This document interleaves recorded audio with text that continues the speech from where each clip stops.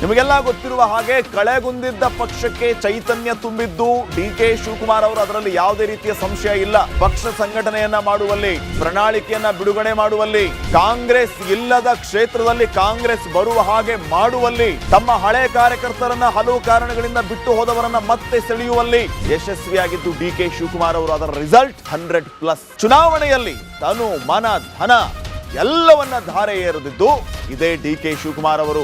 ರಾಜ್ಯ ಕಾಂಗ್ರೆಸ್ನ best leader ಅಂತ ಕರೆಸ್ಕೊಳ್ಳೋದು ಇದೇ ಡಿಕೆ ಶಿವಕುಮಾರ್ ಅವರು. ಸುಮ್ನೆ ಅವರನ್ನ ಬಂಡೆ ಅಂತ ವರ್ಣನೆ ಮಾಡಲಿಲ್ಲ, ಟ್ರಬಲ್ ಶೂಟರ್ ಅಂತ ಅವರನ್ನ ಸುಮ್ಮನೆ ಕರೀಲಿಲ್ಲ.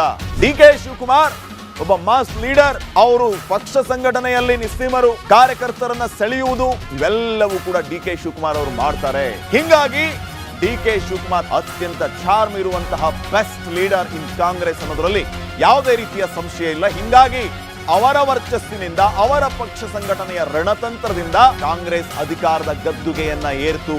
ಅದು ಅವರು ಕೆಪಿಸಿಸಿ ಅಧ್ಯಕ್ಷರಾಗಿದ್ದಾಗ ಅನ್ನುವಂಥದ್ದು ವಿಶೇಷ.